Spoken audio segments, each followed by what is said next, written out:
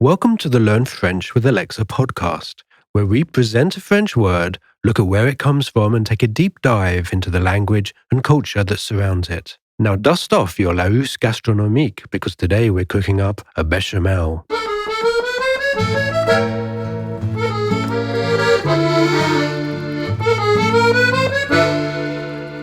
So today's podcast, Alexa and Benedict, bonjour. Bonjour. Today's podcast is all about French cooking words that we use in English. That's right. Mm-hmm. So when we did the research about the words that were used in English for cooking, we found so many. We were quite actually surprised by the amount of the list of words that we found. And Benedict has found some history behind some of the words that we are going to go and to see today. Yeah, Alexa, actually, do you know the origin of the word bechamel? I don't know the origin. I know what it is, though, because, of course, as my generation of the over 50s, we learned very early on how to make a bechamel because it's the base of a lot of different type of recipes in France. We call it the white sauce. You do call it the white sauce. But a bechamel sounds much tastier. It's very descriptive, at least, it's a sauce and it's white sauce. Yeah, so that's that exactly works. what it is. So why bechamel, though? Actually, it comes from a guy called Louis de Béchamel. The spelling is actually a little bit different. It's an E-I-L at the end instead of the E-L that you get with the word bechamel. He used to be a maître d' under Louis XIV. And he came up officially, that's the official version, he came up with that sauce and the king loved it. He might actually have stolen the recipe from another chef called François-Pierre de la Varenne. And François-Pierre de la Varenne was actually the author of the first cooking bestseller in 1651 called Cuisine François. Oh, wow. Ouais. Okay. Cuisine François. Yeah. Cuisiner François, so cook like François. Yeah, François was français, basically, at the time. Ah, of course. Yeah. Cuisiner français, donc Yeah. la cuisine Yeah, française. French. Yes, exactly. So the bestseller of, a recipe, first cooking, the first at least in cooking France, book. Okay. And if it wasn't stolen, it was extremely, inspired by it. Let's put it that way. Okay. So Louis de Béchamel, back in Louis XIV era, Yes. did not invent the We don't bechamel. think so. We don't think so. That's Do you like it? Bechamel? Yes and no. On its own, I think it's a very heavy sauce, as you know. Well, if we go through the recipe very quickly, Adam, do you know how to make a bechamel? I'd like to say I do, but I can't say that because I don't. Okay, so you don't. I made many bechamel in my lifetime, and the one I tend to make is for my lasagne. So mon plat de lasagne, where you have a layer of lasagne and then a layer of bechamel, then a sauce, the meat sauce, if it's a non-vegetarian dish. So Benedict kindly put us the recipe for la bechamel here on our notes. But what's very funny about my bechamel is that I don't measure anything at all.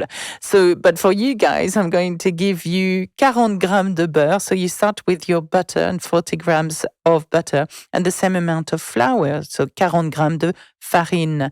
And you use un demi-litre de lait, half a liter of milk, sel, poivre et une noix de muscade, un petit peu de noix de muscade. And that's all. But what you have to do is that you start with a roux. So that's another word that the English or non-French speaker cuisinier use, the roux. So Adam, do you know what a roux is?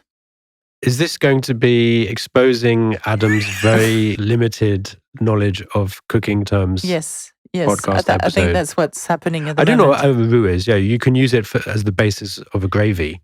You can, absolutely. So the basis of a gravy, Didn't think such I knew as that, did the you? basis of the bechamel, is a roux, which is the butter and the flour, which you fry or you cook together. And then it becomes quite lumpy. and then you start adding your milk onto it, or your gravy sauce for you English people. So you start slowly adding your milk until it thickens, and you add the milk until you want this consistency, a fairly thick, not too liquidy sauce. And this is your bechamel. So now we've looked at the word bechamel. Adam, can you think of another word that you use in English that is French in terms of cooking French terms? I know about bain-marie. That's a good one. Which is in English would mean Mary's bath. It's Mary's bath, but I'm sure there is a story to that, Benedict. There is indeed. Okay, so bain-marie actually comes from the Latin balneum Maria. Okay, it's basically a container where you melt something over water in a pan. Oh, right? Okay. Yeah. Yep. You heat chocolate this way? Yes, That's right. Yeah. You heat chocolate over bain-marie? Yeah, chocolate. It's a way of cooking things as well, so that it's really slow cooking. Slow cooking. I do all my œufs au lait or my flan like that. Yes. So every time I make a flan, it's made over a bain-marie in the oven. Yeah. But you don't have to make it in the oven. It can be on a hob, in a pan full of water, and you can whisk your eggs over it in the bowl. Yeah. For example. And basically, it was created by one of the first alchemists in the world, and she was called Maria at the time. She was brilliant. She allegedly invented multiple techniques and instruments around the 2nd and 3rd century. Wow. Okay. Yeah. However, so that takes. That's long ago. Yeah, that was a really long time ago. However, it only started being used in France around the 14th century, something like that. And it was Arnaldus de la Villanova who introduced it properly. It got around the world through books, basically. And this is why we're using it nowadays. So here on my list, I've got another term, creme brulee. Creme brulee. That sounds nice. In English, that means burnt cream, but everything just sounds so much better, doesn't it? Yes. Boeuf bourguignon. Yes. Sounds so much better than beef from Burgundy, doesn't it? it? I suppose. Boeuf bourguignon, creme brulee. So creme brulee does come from the word brûler, which means to burn. Okay, so it's technically the burnt cream. I was talking about a flan earlier on, but it's pretty much a flan with a crispy, burnt top, that you usually burnt with sugar and a torch over it like that to make it quite craquant. And it's not far from the crème catalane, which you can find in Spain as well. So it's these kind of cream-based desserts were apparently invented around the 14th century around Europe. So once they invented the cream, that's it. They were on the roll. Yeah. They just went for it.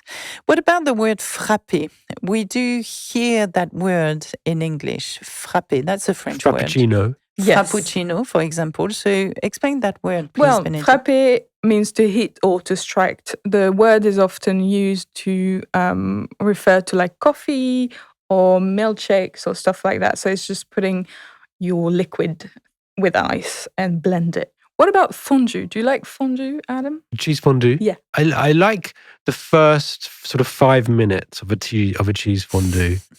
That's exquisite. And then the next 5 minutes, not so. And then after that, it all goes very downhill quite rapidly.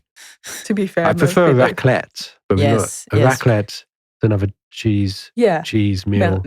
But fondue, I tell you what I do like, actually. I mean, we always think of cheese fondue as very 1970s here in the... Everybody had a cheese fondue set in the UK in the 70s. But I've also had meat fondue and a chocolate fondue. Mm-hmm. So a meat fondue is the most dangerous meal you can have. Well, it's basically boiling oil, in the middle of a table. And if you have a highly flammable napkin or, tablecloth, then you're on for something very, very dangerous. A huge pot of boiling oil in the middle of a table. Yeah. I mean, to be fair, the word fondre, which comes, fondue comes from the word fondre, means to melt. To melt, fondre. So can I just say, because I'm the fondue expert here, cheese fondue is called the fondue savoyarde. True. And the meat fondue is called the fondue bourguignonne. So both Savoyard and Bourguignon refer to a region in France. And weirdly, I come from both regions, so I know one thing or two. How can you come from both regions? Well, I was born in Burgundy, in Bourgogne, but I was brought up in near La Savoie. What's the term for the chocolate fondue? Fondue au chocolat. We don't really have a name for Fondue au that one. chocolat. Yeah, fondue au chocolat. And this is not something we used to eat back in the 80s, 70s, 80s. I know that it was very fashionable for you in the UK, but it's always been part of the culture in France. Yeah. Everybody has a fondue set. Everybody has a raclette set. Au pierrade in France, the same way as everybody has a béchamel in France. Yes. And that's not a cooking term, but it's a verb conjugation book. So, every household would have these items. I'm going to sound really crazy, but I've done a couple of raclette over the last 2 weeks, and I bought my cheese online. Of course you did. My raclette cheese online, and it arrived 2 days later, wrapped up, in a cold container. So I'm quite happy that nowadays it's so international that I even, you can even order online. Anyway, another word is bouquet garni. Bouquet garni. Yeah, bouquet garni. Bouquet. So bouquet is in bouquet of flowers. Yeah, and that's a French word you use as well, and bouquet. So garni is garnish. Yeah, and bouquet garni. So when you read in an English recipe the word bouquet garni, what is it?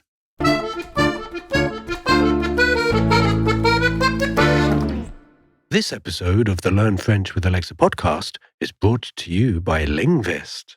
Linguist is the language learning app that actually works.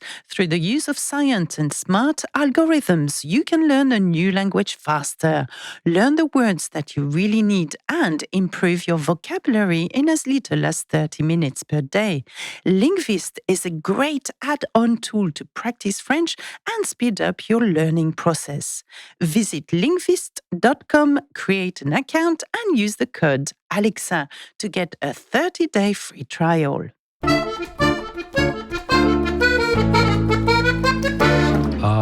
I know what this is. Okay, well, tell us, Adam. It's when you tie a whole bunch of herbs together with a piece of string, or does it matter what kind of string you use? Not really. Usually you can buy it pre-made, and it's used to flavor a dish, basically. Yeah. You can add it to anything, a soup, a stew, casserole, as you would say here. Yes. However, you need to take it off, remove it before you eat. Yeah. Now, you've just mentioned the word casserole, and I want to go over that word because that's an interesting one. It's a French word. It is. It is. And it means?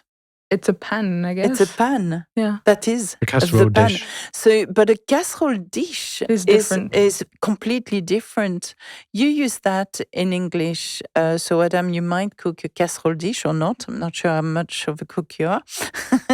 But what's interesting is that you name it using a French word, but we would not use that word to name that thing in French, if that makes sense. So, une casserole is a pan or a saucepan, more like. So, Alexa, what word would we use would you use for a casserole dish? So French? You've got this casserole dish word, which is quite an umbrella word to define different, chicken casserole, beef casserole, or vegetable stew casserole, or whatever. In France, you would actually name these things, I think. So you would have a pot au feu, you would have a plat mijoté, for example. So these are the long, cooked meals. So we would actually define them individually. Bœuf bourguignon would be another casserole dish. Coq au vin would be another dish. So we would name them rather than calling them casserole. Now, I have a question, and maybe Benedict, I don't know whether you can answer it. Hopefully you can. Why are French people reputed in terms of gastronomy? Why is it that France has this reputation? Well, basically, in medieval times, we were trying to impress kings. So we had massive banquets and stuff like that. And actually, the first recipe books that you can find in France were discovered around medieval times. So it was a long time ago. Throughout centuries, French cuisine was developed and influenced by the other countries around it. So anything from Spain, Italy, Switzerland, etc., etc. And also the different styles you can find in regions in France. So sometimes you'll have one recipe that will be done in a certain way in Paris and then be done completely differently in, let's say, Nice or something like that. So the diversity of it all is one of the things that helped. Climate must have a role in this as well. I remember the first time I went to France and saw a French tomato and thought, that's what a tomato could look like. Or could taste like. Could taste like. I think, that's what it is. My father grew his own vegetable. I was brought up with vegetables that grew from the ground. And I'm not saying they don't, but what I mean by that is that they were not treated. There was no fertilizers, and we picked them from, the origin, the ground. And I used to put a little bit of salt and bite into that tomatoes, and my gosh, the taste of it, I can still remember it. It's such a thing that in November 2010, French gastronomy was added by the UNESCO to the list of intangible cultural heritage. So it's been recognized how much of a cultural thing it is. That's interesting. That usually UNESCO has the buildings as heritage. The landmarks, and just for the French gastronomy to be part of the UNESCO, some 10, 11 years ago, that's quite impressive. I think that tells you about the influence of French cuisine. It's all well and good, but sometimes, just sometimes, you really just want to have your chippy tea, don't you? Well, your chippy tea, British, or your breakfast for dinner as well. That's another classic. That's the biggest difference as well, because we would have croissant for petit déjeuner, breakfast, and you can have a croissant at dinner, I guess, but that doesn't hit the same as the British version of a breakfast, I don't think. However, we do have massive cliches about English cooking, I would say, to the point where we say cuisiner à l'anglaise. Cuisiner à l'anglaise, that sounds very nice. To cook Haute English, cuisine. So if you translate cuisiner à l'anglaise, it means to cook in the English style. Yeah. So you have haute cuisine as well. Yeah, haute, not haute. So you just have regular cuisine. Yeah. Then you have haute cuisine, which is like, the fancy one. The fancy one. And then I'm presuming above that you would have cuisiner à l'anglaise. No. If we're going to be really honest here, it just means boiling things. Boiling. Yeah. So vegetables. When French people talk about cuisiner à l'anglaise, they mean, well, we are going to boil the vegetables. Oh, that's so offensive.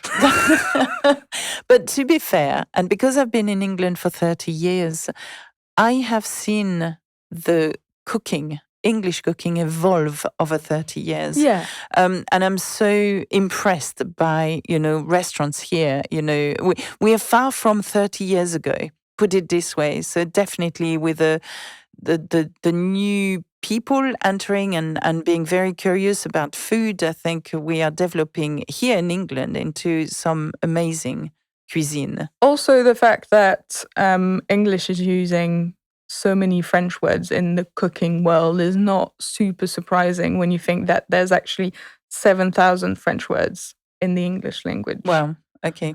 I mean, I'm sure, and we will look into it in probably a future podcast. We do use a lot of Anglicism as well, but yeah. Are there any English terms that you use in French cooking? must be one. Surely you must have one thing that you use that we gave you. I can't think of any at the moment. All I can think is that we do use words such as, like brownie, but we would say brownie, a cookie. Cookie? A Brownie? cookie, brownie, and cookie. Can you think of another English dish that we would refer as The English? dish, we would refer to it as creme anglaise, which is basically custard. Yeah, so it's that's English interesting. cream. We Creme call anglaise. it crème anglaise. We don't call it custard because we could have called it custard. But that But sounds wrong. But instead we call it crème anglaise, so English cream. And a thicker version of the crème anglaise is called the crème pâtissière. So And you might have heard that if you watch the Bake Off, the crème pat. crème pat, they call that crème pat in the Bake Off. That's interesting. Which you wouldn't really use in France as well. It's another way of using the word that you wouldn't find in France, crème pat. So if you are in France, cooking away, let us know what English word you use to perform the cooking. Is there any? Because I cannot think of any on the top of my head. However, we do have a lot of idioms using food in France. So if I tell you, raconter des salades, Adam, what do you think that means? Raconter Des salades. des salades. So raconter means to speak. Yeah, to speak, to tell. To tell. And then salad, tell the salad. salads. Raconter des I have no idea what that means. It means lying to someone. Tell porky pies. Porky pies, yes, to tell porky pies, that's it. Raconter des salades. What about ramener ta fraise? It's come here, basically. Ramène ta fraise. So come back here with your strawberry. Bring your strawberry here. I think fraise really like the face. The face, yeah. Ouais, ramène ta fraise. What about avoir un cœur d'artichaut? To have the heart of an artichoke. Yes. Avoir un cœur d'artichaut. What do you think that means? I have no idea. That means falling in love really easily with everyone, basically. Aww. To fall in love, I like that. To fall in love, how can you use it in a sentence? Yeah, Adam has a new partner. He has one every week. Il a vraiment un cœur d'artichaut. Il a vraiment un cœur d'artichaut. Donc, Adam a une nouvelle copine toutes les semaines. Il a un cœur d'artichaut. Yeah. Oh, I can see why then. Is it because you have leaves after leaves after leaves after leaves? Yeah, falling in love really easily. Falling in love very easily. Do you have an equivalent of, say, a piece of cake? When you say in English, c'est du gâteau. C'est du gâteau, yeah. Is it the same meaning? Yeah. Yeah, it's absolutely. Very easy. Mm-hmm. C'est du gâteau? Oh, okay. How about to bring home the bacon? I like this one. I don't think we have anything quite like that. However, we do have mettre du beurre dans les épinards, which means putting butter in the spinach, which means getting a little bit of money on top of what you already have usually. So let's say you earn a little bit more than usual, it's going to be easier to pay the bills or something like that. So you're going to say, ah, ça met un peu de beurre dans les épinards. So it's helpful. Yeah, it's okay. Yeah. What about chanter comme une casserole? Chanter comme une casserole. So to sing like a casserole. Yeah. To sing like a casserole. It just means singing really badly. Yeah. Does it? Elle chante comme une casserole. However, my favorite one, and I don't think you have a translation using food in English for that one, is chanter en yaourt. Chanter en yaourt. To sing in yogurt? Yes. To sing in yogurt. And it is basically when you're singing a song and you don't know the lyrics. So you just go, meow, meow, meow, meow, meow, meow. And I guess it feels like you have yogurt in your mouth. That makes sense. How would you say that? Without I don't think we have an equivalent. No, I can't think. I can't it's think one of my favorite either. sentences. I think for me, the best one is occupe-toi de tes oignons ou mêle-toi de tes oignons. Occupe-toi. Yeah, de tes oignons. What do you think that means? To occupy yourself with your onions. Sounds a little bit risky, a bit dodgy. Okay, right. No, it's anything near dodgy. Occupe-toi means mind or look after your own business. Mind your own business. Mm-hmm. So instead of business, we said onions. So mind your own onions. All right. Mm-hmm. Mind your own onions. Yeah. Mind your own onions. So occupe-toi de tes oignons. Another one that's just come to me, actually. In English, to avoid swearing, we sometimes say sugar or fudge. Yes. Do you have an equivalent in French? Yeah, Yeah. we do. We do. We use purée. Say again, puree. Purée. Yeah, you Purée. would say Mashed potatoes. purée, Mhm. mashed potatoes, yes. Because it's Mashed used potatoes. to Mashed replace potatoes. another word that starts by With P. the P. But we are not going because it's, a podcast under, 18. We will not mention the Purée. word. Oh, good. Okay, that's it for us on these gastronomic words. I hope you've learned a lot. And as always, there is a guide available with this podcast where you can find all the words and expressions, idioms that we mentioned in this podcast. And if you are interested in my recipe for the bechamel sauce, you can contact us at podcast@learnfrench.com. That's it for us. Au revoir. À bientôt. Bisous, bisous. Thank you.